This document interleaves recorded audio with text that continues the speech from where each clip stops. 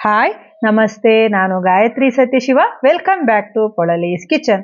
ಈಗಿರುವಂತಹ ಥಂಡಿ ವಾತಾವರಣಕ್ಕೆ ಮೈಯನ್ನೆಲ್ಲ ಬೆಚ್ಚಗಿರಿಸುವಂತಹ ಆರೋಗ್ಯಕರ ರಾಗಿ ಸೂಪ್ ರೆಸಿಪಿಯನ್ನು ಇವತ್ತಿನ ವಿಡಿಯೋದಲ್ಲಿ ತೋರಿಸ್ತಾ ಇದ್ದೇನೆ. ವೆಯ್ಟ್ ಲಾಸಿಗೂ ಅನುಕೂಲವಾದ ಈ ಸೂಪ್ ಹೇಗೆ ಮಾಡೋದು ನೋಡೋಣ ಬನ್ನಿ.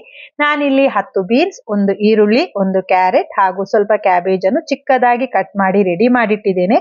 ನೋಡಿ, ಈ ರೀತಿಯಲ್ಲಿ ಚಿಕ್ಕದಾಗಿ ಕಟ್ ಮಾಡಿ ರೆಡಿ ಮಾಡಿಟ್ಟಿರಿ. ಹಾಗೆಯೇ ತುರಿದಿರುವಂತಹ ಶುಂಠಿ 1 ಚಮಚ, 4 ರಿಂದ 5 ಎಸಳು ಬೆಳ್ಳುಳ್ಳಿಯನ್ನು ಸಹ ಚಿಕ್ಕದಾಗಿ ಕಟ್ ಮಾಡಿಟ್ಟಿದ್ದೇನೆ.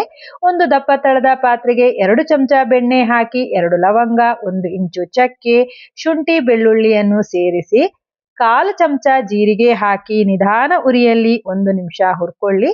ಮಸಾಲೆಯನ್ನು ಹದವಾಗಿ ಹುರಿದ ನಂತರ ಕಟ್ ಮಾಡಿಟ್ಟಿರುವ ಕ್ಯಾಬೇಜ್, ಈರುಳ್ಳಿ, ಕ್ಯಾರೆಟ್ ಹಾಗೂ ಬೀನ್ಸ್ ಅನ್ನು ಹಾಕಿ, ಇಷ್ಟು ತರಕಾರಿ ಅಲ್ಲದೆ ನಿಮ್ಮಿಷ್ಟದ ಬೇರೆ ಯಾವುದೇ ತರಕಾರಿಗಳನ್ನು ಸೇರಿಸ್ಕೋಬಹುದು. ರುಚಿಗೆ ತಕ್ಕಷ್ಟು ಉಪ್ಪು ಹಾಕಿ ಬೆಣ್ಣೆಯಲ್ಲಿ ತರಕಾರಿಗಳನ್ನು 2 ನಿಮಿಷ ನಿಧಾನ ಉರಿಯಲ್ಲಿ ಬಾಡಿಸಿ, ಆಮೇಲೆ ನಾನಿಲ್ಲಿ 1/2 ಲೀಟರ್ ಬಿಸಿ ನೀರನ್ನು ಹಾಕ್ತಾ ಇದ್ದೇನೆ. ಚೆನ್ನಾಗಿ 3 ರಿಂದ 4 ನಿಮಿಷ ನೀರನ್ನು ಕುದಿಯೋದಕ್ಕೆ ಬಿಡಿ. ಅಷ್ಟರಲ್ಲಿ 1/4 ಕಪ್ ಆಗುವಷ್ಟು ರಾಗಿ ಹಿಟ್ಟನ್ನು ಬೌಲಿಗೆ ಹಾಕಿ 1/4 ಕಪ್ ನೀರಿನೊಂದಿಗೆ ಗಂಟಿಲ್ಲದಂತೆ ರಾಗಿ ಹಿಟ್ಟನ್ನು ಕಲಸಿ. ನೋಡಿ, ಈ ಹದದಲ್ಲಿ ಮಿಶ್ರಣವನ್ನ ತಯಾರಿಸಿ ಕುದಿತಾ ಇರುವ ನೀರಿಗೆ ಹಾಕುವಾಗ ಮಿಕ್ಸ್ ಮಾಡ್ತಾ ಹಾಕೊಳ್ಳಿ, ಆಗ ಗಂಟಾಗೋದಿಲ್ಲ.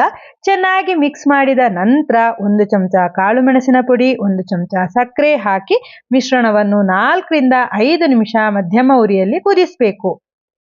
ಆಗ ಹಾಕಿರುವ ರಾಗಿ ಸಹ ಬೆಂದು ಹದ ಕೂಡ ಸ್ವಲ್ಪ ದಪ್ಪ ಅಥವಾ ಮಂದವಾಗಿ ಬರುತ್ತೆ. 4 ನಿಮಿಷದಿಂದ ಸೂಪ್ ಕುದಿತಾ ಇದೆ. ಈಗ 1 ನಿಂಬೆ ಹಣ್ಣಿನ ರಸವನ್ನು ಹಿಂಡ್ತಾ ಇದ್ದೇನೆ. ಹುಳಿಯನ್ನ ನೋಡಿಕೊಂಡು ನಿಂಬೆ ರಸವನ್ನ ಸೇರಿಸ್ಕೊಳ್ಳಿ. ಕೊನೆಯದಾಗಿ ಕತ್ತರಿಸಿರುವಂತಹ ಕೊತ್ತಂಬರಿ ಸೊಪ್ಪನ್ನು ಉದುರಿಸಿ ಗ್ಯಾಸ್ ಉರಿಯನ್ನು ಆರಿಸಿ. ಈ ಹದ ಏನಿದೆ ನಮ್ಮನೆಗೆ ಇದು ಕರೆಕ್ಟ್ ಆಗಿದೆ. ಸ್ವಲ್ಪ ದಪ್ಪವಾಗಿ ಸೂಪ್ ಬೇಕು ಅಂದ್ರೆ ರಾಗಿ ಹಿಟ್ಟನ್ನು ಜಾಸ್ತಿ ಹಾಕೊಂಡ್ರೆ ಆಯಿತು. ಆರೋಗ್ಯಕರವಾಗಿರುವ ರಾಗಿ ಸೂಪ್ ಈಗ ತಯಾರಾಗಿದೆ. ಬಿಸಿ ಬಿಸಿ ಇರುವಾಗಲೇ ಕುಡಿಬೇಕು.